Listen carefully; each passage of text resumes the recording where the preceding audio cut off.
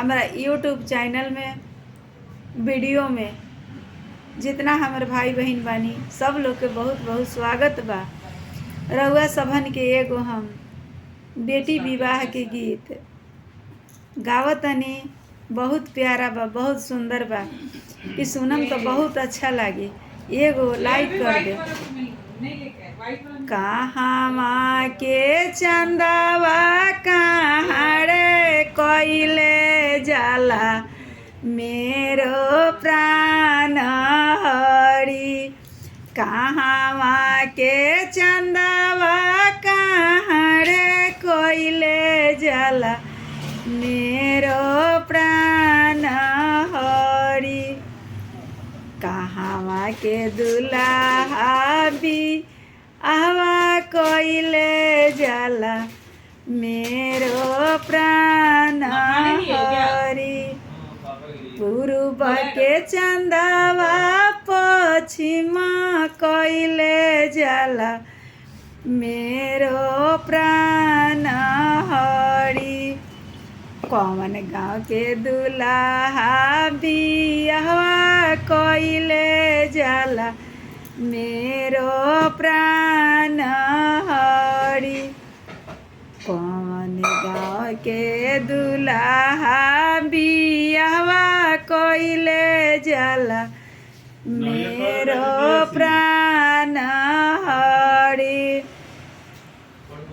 पूर्व के चंदावा पश्चिम कोइले जाला मेरो प्राण हरि। अंजानुपुर के दुल्हा बियाहवा कोइले जाला मेरो प्राण हरि। सभावा बैठल बाबाजी करे निमन लायो मेरो प्राण हरि। 2-10 रहे दाना धियावा हमारी मेरो प्राण हरि। जबराउरिए बाबाजी दियावा पे आड़ी हमरो प्राण हरि। काहे खातिर तिलक चढ़वनी हमारी मेरो प्राण हरि। मारावा बैठल सासु करे मन लायो मेरो प्राण हरि। 2-10 रहे दाना धियावा हमारी मेरो प्राण हरि। जबराउरे सासुजी दियावा पे आड़ी हमरो प्राण हरि। काहे खातिर दानवा कोई नी हमारी मेरो प्राण हरि। काहे खातिर चौका चनन कोई नी हमारी मेरो प्राण हरि।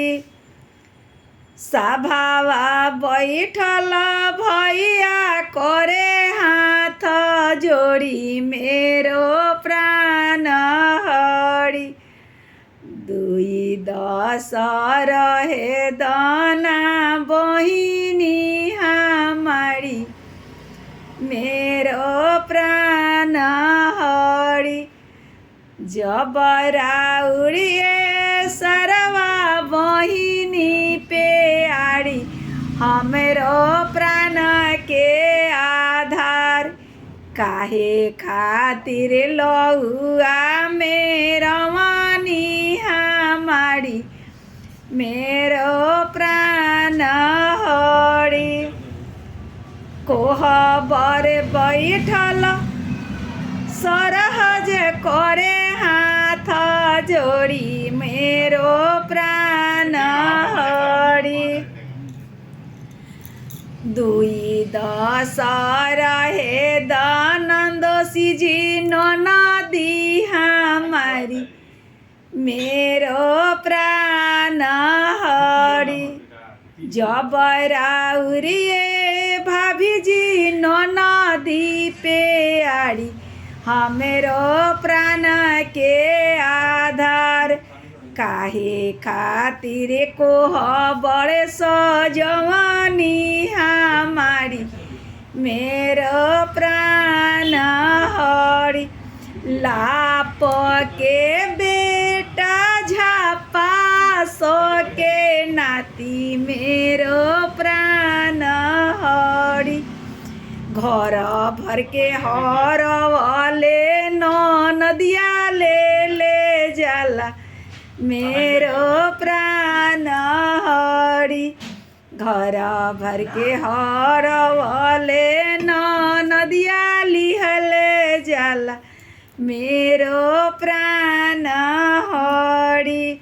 भर भर के हरा देले आ लेके चल गईले बाकी छक्का छोड़ौलक न रती सरहजिए जवाब देले बड़ी कस के कि मरचाई नियर लागल बाटे। हमार अगर बेटी के बियाह के गीत रहे सब के अच्छा लागी तो वीडियो देखतनी आ देखम पूरा वीडियो देखम आ एगो लाइक करे में का लागल बा। एगो बहन के सपोर्ट करी हमरा लगे तो जेकर वीडियो आवला हम लाइक कर देबनी। एगो हमरा लाइक करे में का लागबा ना पैसा लागता ना कौड़ी लागता। हमार सपोर्ट करी हमार भाई बहन लोग सपोर्ट कइले बानी तभी हमार चैनल चलता ना तो ना चली तो बंद हो जाई। हमरा यूट्यूब चैनल में स्वागत बा। आई विवाह भोजपुरिया बहन के प्रणाम बा।